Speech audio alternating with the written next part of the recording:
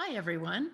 I'm Felicity Broennan with algaeplanet.com. And today it's my distinct pleasure to be speaking with an extraordinary algae scientist and industry leader, Dr. Rebecca White.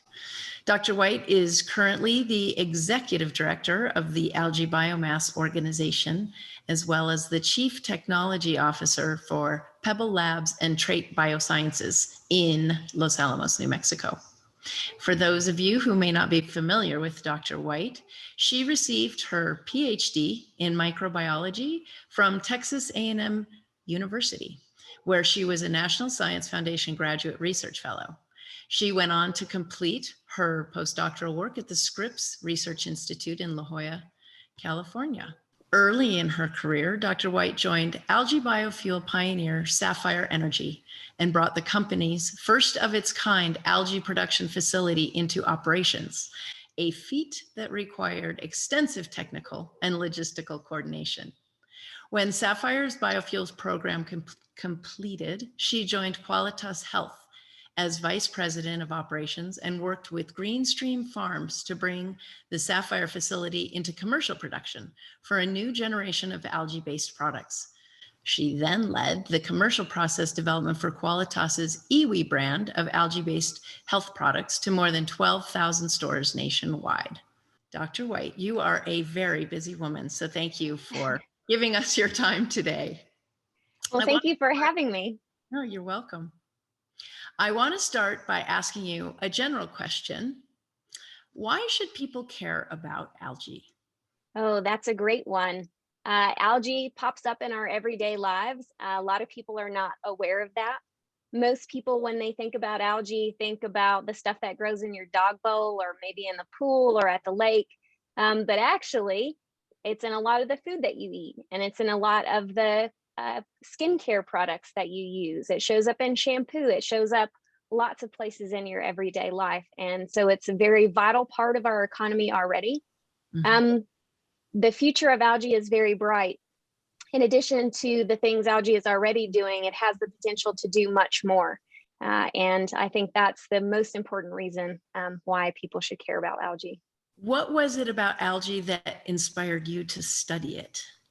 I love that that algae is, I did microalgae, I should start with that. I did microalgae, and I love that it's such a tiny organism that can do so many big things. So as you said, I started out in a biofuels company, Sapphire Energy, but since then I've learned all about the applications for food, feed, medicines, biofertilizers, soil amendments, and advanced biomaterials. And for such a small organism, or slightly larger for the case of macroalgae, to be able to do so much and at the same time help us clean up the environment. So they remediate nutrients in water. So they get rid of nitrogen and phosphorus, and they remove CO2 from the atmosphere. So to do those things and all of the functional things that they do in consumer products, it just is so fascinating to me. Mm-hmm. And that's what really drove my interest. I'm curious, what was your very first job in the industry? And specifically, what was it like at the time for a woman? Oh, that's a really great question. So my first job in the industry was at Sapphire. I was, I think my title was officially lab manager, but basically I was a jack of all trades. I was the 30th person hired in the company. They had just gotten around to funding in, and they wanted to begin the process of growing up and implement systems and processes and hire a lot of people and make sure that they did so in the right way, right? So that the research could progress towards commercialization, and that we had a stable company. Lots of interesting stories in getting a startup from point A to point B in that sort of realm. I think the most interesting thing as a woman, I come from a very traditional background. I grew up on a farm in Texas, which had very gendered roles. Right. So as a child, I learned cooking, sewing, making jams, things like that. And my brother and my male cousins learned to hunt and work cattle and all those kinds of things. And what I really loved about my first job at Sapphire was I got to do kind of whatever I wanted because it was a small company. And so it sort of removed the gendered roles that I had grown up with, which was super nice. But at the same time, there is this still this prevalent attitude that makes it harder for women and people of color, I think, in any technical role. So, but I think a mixed bag. I hope that was a that was an okay answer. Yeah, absolutely. It brings up a really important point, actually, and perhaps relevant to the next question, which is given your incredibly extensive experience with algae product development, what have been some of your greatest challenges? Oh, so product development. I think the biggest challenges are having a market in approach. A lot of folks in the algae industry are so excited by algae itself and what algae can do that they are convinced that the rest of the world is just going to see that, right? And want to have the product. And that's not the way that the market works. So you have to find a niche, you have to find a problem that people actually have, and you have to solve it in a way that they actually want. So increasing convenience, decreasing cost, making the taste better if it's a food product, improving function in general, right? You have to do those things. You can't just introduce new stuff and expect people to adopt it. There's got to be a hook. And so I think learning that sort of the hard way through Sapphire's work in biofuels, which is we were doing drop-in replacement oil, but our oil was different, right? It interacted with the catalyst at a refinery differently. And I guess there was this naive idea that refineries would figure it out. Well, no, we had to figure it out.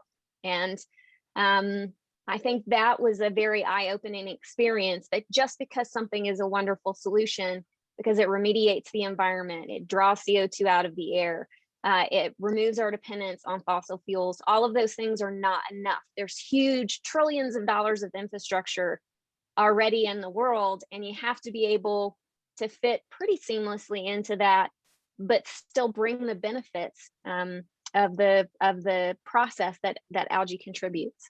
So that maybe is a perfect segue into this question. What would you like to see the Algae Biomass Organization accomplish while you're the executive director? Oh, that's my favorite question. So I think commercialization is the key. You know, we have talked about, even just during my career, which started in the late 2000s, about the potential of algae. And it's time for us to like cash in that potential and show that algae can actually do these things, and that it's not just some theoretical exercise. It's not just something that can happen in a lab setting. You can do it at the 100-acre scale, which was the size of the facility that I had the privilege to run twice. And we see companies doing that. The seaweed industry is booming. Lots of great food and feed products coming out of there. And we are hopeful to help them figure out how to get over and through the barriers to commercialization. So things around regulation and market acceptance. In the microalgae industry, there's a lot around products and product development, as we've already spoken about. And so what I would like to see the ABO do is really double down on commercialization and help companies, help people that have these ideas, get these ideas to the public at a scale that's meaningful and realizes the potential that algae has, and that has been talked about for decades. Wonderful. I'm sure there's a lot of need for that kind of support too. Yeah, for such a burgeoning industry. Great. Now, you're also the Chief Technology Officer of Pebble Labs. Can you tell us a little bit about what that work involves? Sure. So Pebble Labs is another microbe company, although we use bacteria. And what we are working on developing is non-chemical ways to treat disease and pests in agriculture and food production. So we have two main areas of focus. We're working on, I guess you could call them sort of advanced probiotics for the aquaculture industry. So farmed shrimp and farmed fish. Our shrimp product is going to be the first to market. And then in the ag industry, the same sort of thing, an advanced probiotic for crops, for your plants. And we have several that are in progress right now. And you're also an advocate for Algae Education. What have been Yes. some of the youth projects that you've helped to launch? Yeah, so this overlaps two great passions of mine, which is algae and STEM education. Growing up in a small rural Texas town, there weren't a lot of resources for the kinds of things that I was interested in. And I was really fortunate to have what I think now they call GATE, Gifted and Talented Education Teacher, who was very supportive and provided things for me, which helped me grow into a scientist. And that's really struck with me, that it's those people in your life that take the time to do those special things that really inspire you to go on and have an amazing careers. So the Algae Foundation, which I'm an emeritus board member of, does a number of things. So they do workforce development through programs like ATEC, which is the Algae Technology Educational Consortium. And that is a group of community colleges that have curriculum for algae production or algae biotechnology. But they also have something called the Algae Academy, which is the K through 12 program. And that's what I have always participated in. And the way it works is teachers sign up. They have a fall semester, so to speak, and a spring semester. And so you sign up, and there's a training, an online training, and there's online videos for the teachers to figure out how to do the stuff that comes in a kit and how to fit it into the curriculum. And then you get shipped this big box of stuff. And part of that stuff is media, and it's bottles, and it's pipettes, and it's algae, of course. And so what the children do over about a week-long program is they make the media. So they'd have to do mixing, and there's math involved in that and ratios. And then they inoculate the algae, and you do different things with the algae. So there are typically 6 groups in the classroom, and some may put theirs in the light, and some may put theirs in the dark, some may put theirs in like a shady spot. There are different ways that you can play with the algae that you inoculate, and then they take data over the course of the week, measuring with a real simple field tool for looking at density, and then they compare results. And so it's a really nice way to bring to life a lot of the concepts from elementary. I do the elementary school, but it does go all the way to high school, to bring to life those concepts from their math and science class. And then there's the, what does this mean in real life? And then we get to talk about, like, there are people doing this all over the world today for these products, and you can show them products. So when I was at Qualitas and making iwi, I would bring the samples with me, and we would talk about things, and then I would pick my favorite sunscreen and face cream and shampoo that have algae in them, and dairy products that have algae in them. And so I would bring, these are all the things that you probably use every day that have algae. And just really, it's exciting for kids to understand how things work and to understand how things are made and how something so small shows up everywhere in their everyday life. Okay, for any of the teachers out there, how would they get in touch with, who would they get in touch with? Yeah, so if you Google Algae Foundation, you should come up with the Algae Foundation's website, and one of the pages on there is going to be their educational programs, and the Algae Academy is on there. They are also welcome to email me directly, and I can put them in contact with the coordinator of the Algae Academy. Now, I almost hesitate to ask you this question, but are there any other projects you're excited to be working on? They're mostly algae related. We are revamped at ABO. We've had a long-standing committee called Technical Standards, and I'm very excited that we are going to be reinvigorating this program. So when it first started out, it was really about making sure that all the different biofuel companies were using the same methods and measuring biomass in similar ways. And so we produced something called Algae Industry Measurements Guide. And you can find that on the ABO website. But now that we have more and more companies that are commercializing various different things, everything from materials to food, we're going to be revitalizing the technical standards group to really focus on the things that are barriers to commercialization. So, for example, if you have an algae product and you want to put it into pet food, who do you go to? What are the standards? How do you fit into the existing infrastructure for regulation, right? And so we are partnering with AFCO, which is a group that regulates feed for animals. And we're going to be figuring that out and providing resources to algae companies. So that's one. There's this sustainable apparel group, which publishes the Higg Index.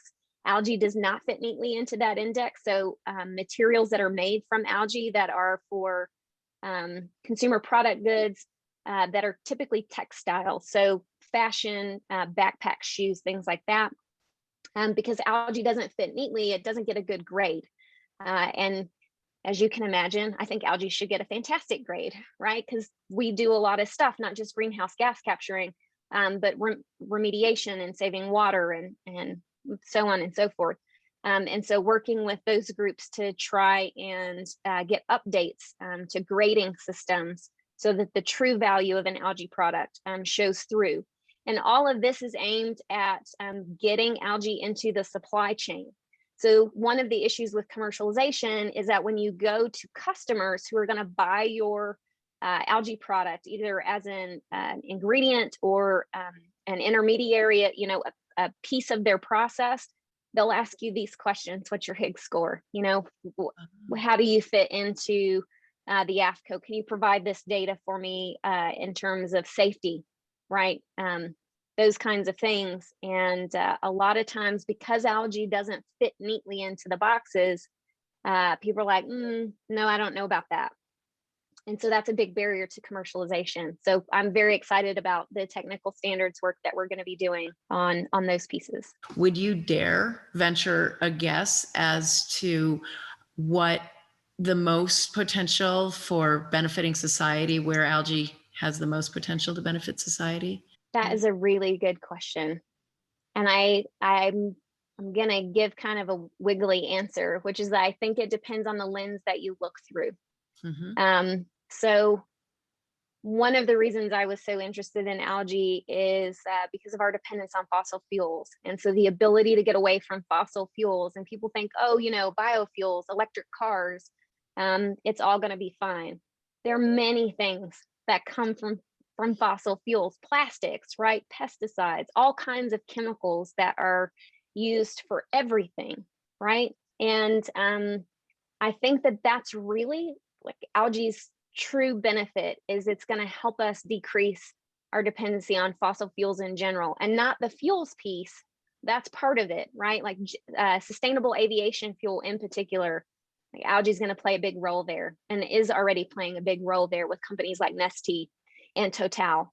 I think it's all the other stuff, right? The fertilizers and the soil amendments and the advanced biomaterials, and to the increase or improvement in function that we talk about.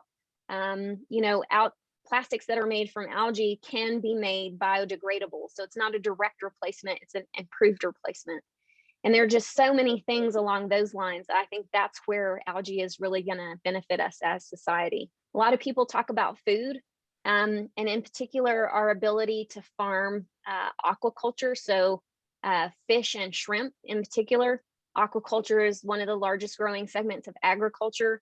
It's an easy protein source. It's very inexpensive, much easier to do, say, than beef, right? You have to have a lot of land for beef. You have to be able to farm the feed for beef, etc. Algae is making big strides in that area as well. So Corbion, one of our members, is now providing feed for 25% of the farmed salmon population. Anyway, the point is that there's a bunch of different places where algae is really going to provide benefit to society. Right, and algae itself is so high in protein. Yeah. So one of the products that I've worked on in the past is algae protein. And the thing that I love about it is if it's done really well, it can be used as an additive to a lot of things. So there are folks that are looking at including it in the meat replacements products like Beyond Meat, but not Beyond Meat, Mhm. and similar substitutes like that. So Triton Algae Innovations out in San Diego has got a wonderful tuna replacement that they are bringing to market this year. For me, like, that's nice, but really, if you want to talk about getting protein into diet, a colorless, flavorless powder that can be added to anything is the way to go. Because no matter where you are in the world, that can be accessible and that can be acceptable. And so if you're making, I don't know, soup or stew of some kind, in Russia, you can put it in there. If you're making miso soup in Japan, you can put it in there. If you're making curry in all of the places in the world that make curry, you can put it in there, right? And you get a boost of protein. Doesn't change the consistency, doesn't change the flavor, but you get that extra protein. And I think that's really where algae protein should be headed. One last question. Considering that it all begins with education, what advice might you have for students considering a future in algae? That's another great question. So there are a couple of things. Obviously, subscribe to Algae Planet, because you're going to get all the latest news, obviously, right? All the latest news, all the announcements, fantastic resource. And what I love about your articles is you link back to original sources. So if you're talking about a scientific paper, there'll be a link. And so fantastic. Become a member of ABO. Our student rates are really reasonable. And again, you'll get on the mailing list. And so you'll see our member announcements and the things that we push out to the community. Consider taking the Algae MOOC course on Coursera. That's one of the things that the Algae Foundation has put together with UCSD. And that's a free course. You can go on, you can take it, you can learn about all kinds of things about algae. Consider attending the Algae Biomass Summit. If you become an ABO member, you get a discount to the summit. That's a place where you can not only learn about algae, but you can meet people in the industry and start to build your network for potentially going into the industry and building a career. So that's what I would recommend to students. Great advice. Thank you. Thank you. Well, Dr. White, it's been so wonderful to spend time with you today. Thank you so much for not only spending time with us, but all of your efforts on behalf of algae and the industry and helping people understand why it's so important. And we're just really grateful you are in the leadership position you are in. Thank you.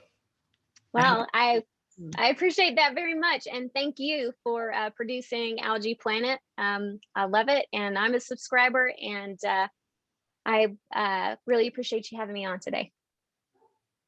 Thank you.